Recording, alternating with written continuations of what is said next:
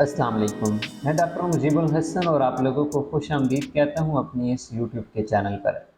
आज इस वीडियो के अंदर हम डिस्कस करेंगे जिंकोमैक होम्योपैथिक मेडिसिन के बारे में। जिंकोमैक मैक्टम होम्यो फार्मा की जानिब से बनाई जाती है। ये मेडिसिन आपको सिरप फार्म में भी मिल जाएगी और टैबलेट फार्म में भी। जिंकोमैक होम्योपैथिक मेडिसिन मेंटली डिसऑर्डर्स के हवाले से इस्तेमाल कराई जाती है, स्पेशली जिन अफराद की मेमोरी काफ़ी ज़्यादा वीक रहती है या मेंटली तौर पे वो खुद को काफ़ी ज़्यादा वीक महसूस कर रहे होते हैं, या इसके अलावा ये मेडिसिन मल्टीपल स्क्लेरोसिस की डिज़ीज़ में भी यूज़ होती है और सीजियोफ्रीनिया की डिज़ीज़ में भी यूज़ होती है, या सबसे ज़्यादा जो मेंटली डिसऑर्डर्स में कॉमन प्रॉब्लम अल्ज़ाइमर डिजीज़, उस हवाले से भी इस मेडिसिन को यूज़ किया जाता है। इस वीडियो में हम जिंकोमैक होम्योपैथिक मेडिसिन के रिलेटेड डिटेल से डिस्कस करेंगे, लेकिन पहले आपसे गुजारिश है कि अगर आप इस चैनल के ऊपर फर्स्ट टाइम आए हैं, चैनल को लाजमी सब्सक्राइब कीजिएगा, साथ बेल आइकन की घंटी को लाजमी प्रेस कर लीजिएगा, ताकि इसी तरह की इंफॉर्मेटिव वीडियोज़ होम्योपैथिक मेडिसिन के बारे में आपको मिलती रहें। अपनी ट्रीटमेंट के हवाले से अगर आप मेरे साथ रब्ता करना चाहते हैं तो फ़ीस पे करने के बाद आप व्हाट्सएप के ऊपर इस नंबर पर मेरे साथ रब्ता कर सकते हैं।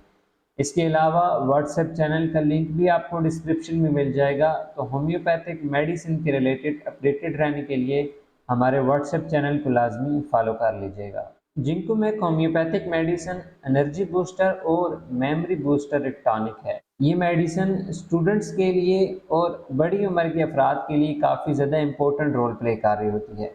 स्टूडेंट में क्योंकि मेमोरी वीकनेस के हवाले से काफ़ी ज़्यादा कॉमन प्रॉब्लम पाई जा रही होती है, स्टडी के ओवरलोड होने की वजह से, और दूसरा फिज़िकली एक्टिविटीज़ में काफ़ी ज़्यादा कमी की वजह से जो बच्चे होते हैं उनमें काफ़ी ज़्यादा दिमागी और जिस्मानी कमज़ोरी पाई जा रही होती है। अब जिन बच्चों में छोटी छोटी बातें भूलने की प्रॉब्लम पाई जा रही हो, या वो किसी भी चीज़ के ऊपर सही तरह से कंसंट्रेट नहीं कर पा रहे होते, चाहे वो अपनी स्टडी के रिलेटेड हो या कोई भी उनको काम कहा जाए, वो उसके ऊपर अपना कंप्लीट फोकस नहीं कर पा रहे होते, तो इस तरह के बच्चों को जिंकोमैक जो होम्योपैथिक मेडिसिन है ये आप लाजमन इस्तेमाल कराएं। इसके अलावा बड़ी उम्र के अफराद में जब बातें भूलने की प्रॉब्लम स्टार्ट होने लग पड़े, या सही तरह से वो अपनी नींद मुकम्मल ना कर पा रहे हों, जिसकी बदौलत वो ज़हनी उलझन का शिकार हो जाएं, या उनको अपना सर भारी भारी महसूस होने लग पड़े, या बैठे बैठे ही उनको चक्कर आने लग पड़े, जिस्म के अंदर काफ़ी ज़्यादा तेज़ी से वीकनेस फील होने लग पड़े, तो बड़ी उम्र के अफराद में भी आप जिंकोमैक जो मेडिसिन है इसको लाजमन इस्तेमाल कराएं। ये मेडिसिन स्ट्रेस और एंग्जाइटी को रिलीज़ करती है, और इसके अलावा जो हमारी इम्यूनिटी वीक हो रही होती है उसको स्ट्रांग कर रही होती है, या इसके अलावा जो नर्व्स हमारी काफ़ी ज़्यादा वीक हो रही होती हैं उनको भी स्ट्रांग कर रही होती है। अब नर्वस सिस्टम हमारे जिस्म में एक मेन इम्पोर्टेंट रोल प्ले कर रहा होता है, हमारे मसल्स की मूवमेंट को, हमारे डिफरेंट सेंसेस को, या हमारे जिस्म की तमाम तर हरकत को जो कंट्रोल करने का, या हमारे जो इरादे होते हैं या जो चीज़ हम सोच रहे होते हैं, इन तमाम तर पॉइंट्स के अंदर जो नर्वस सिस्टम होता है वो बहुत ज़्यादा इम्पोर्टेंट रोल प्ले कर रहा होता है। जब हमारा नर्वस सिस्टम ही वीक हो जाता है तो उस ड्यूरेशन में हर वक्त हम पे गनुदगी छाई रहती है, नींद काफ़ी ज़्यादा डिस्टर्ब हो जाती है,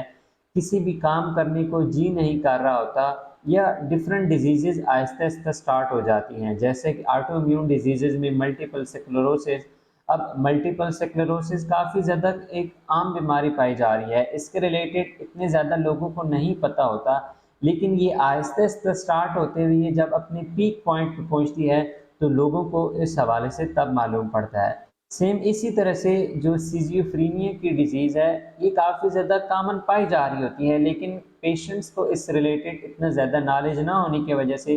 वो अपनी ज़िंदगी नॉर्मली गुजार रहे होते हैं। जब उनकी तबीयत काफ़ी ज़्यादा डिस्टर्ब होती है मेंटली तौर पे, उनमें बार बार मेमोरी लॉस की प्रॉब्लम स्टार्ट होने लग पड़ती है, वो तब जाके अपने डॉक्टर के साथ कंसल्ट कर रहे होते हैं। अब वो एक ऐसे टाइम ड्यूरेशन होता है जहाँ पे जो उनकी डिज़ीज़ होती है वो काफ़ी ज़्यादा स्लोली ठीक होती है, क्योर करना उसको काफ़ी ज़्यादा मुश्किल हो जाता है, जिस वजह से पेशेंट्स में मुख्तलिफ और फिर डिजीज़ जन्म लेने लग पड़ती हैं। तो इसलिए जब भी आपको मेमोरी लॉस की प्रॉब्लम स्टार्ट होने लग पड़े, कि मतलब आप छोटी छोटी बातें बार बार भूलने लग पड़े, या किसी भी चीज़ के ऊपर सही तरह से फोकस ना कर पा रहे हो, कंसंट्रेट ना कर पा रहे हो,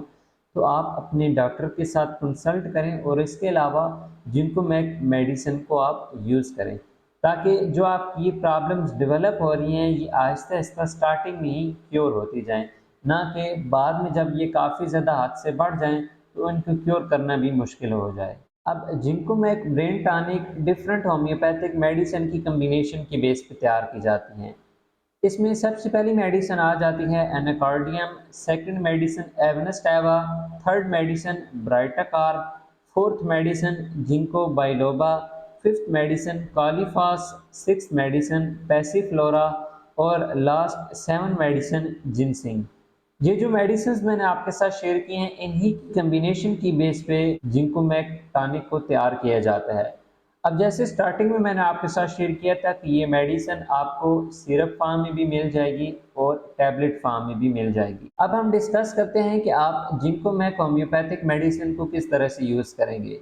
जो अफराद सिरप इजीली यूज़ कर सकते हैं वो इस सिरप की 2 स्पून सुबह, 2 दिन के टाइम और 2 शाम के टाइम, 3 टाइम यूज़ करेंगी खाने से पहले। और जो अफराद टैबलेट्स इजीली यूज़ कर सकते हैं वो एक टैबलेट सुबह, एक दिन को और एक शाम को 3 टाइम इस्तेमाल करेंगी खाने से पहले। अब इस मेडिसिन के ड्यूरेशन में फ़र्स्ट ऑफ ऑल तो आपने कोशिश करनी है कि फ्रूट्स वगैरह ज़्यादा से ज़्यादा इस्तेमाल करें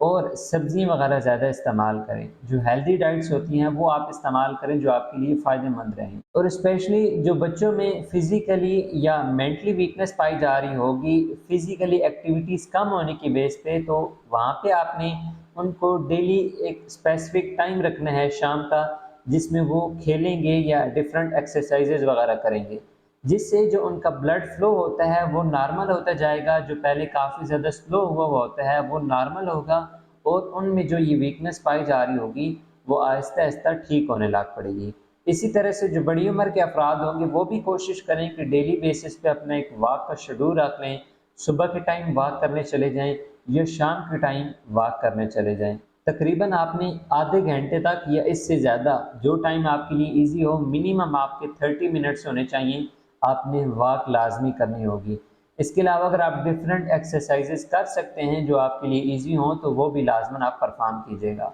आई होप आज की वीडियो आप लोगों को काफ़ी ज़्यादा पसंद आई होगी। कोई क्वेश्चन हुआ इस मेडिसिन के रिलेटेड, ये सजेशन हुई तो आप कमेंट्स के अंदर पूछ सकते हैं या फिर सजेस्ट कर सकते हैं। अपनी ट्रीटमेंट के हवाले से अगर आप मेरे साथ रब्ता करना चाहें तो फीस पे करने के बाद आप व्हाट्सएप के ऊपर इस नंबर पर मेरे साथ रब्ता कर सकते हैं। मिलते हैं फिर नेक्स्ट वीडियो में, तब तक के लिए फ़ी अमान अल्लाह।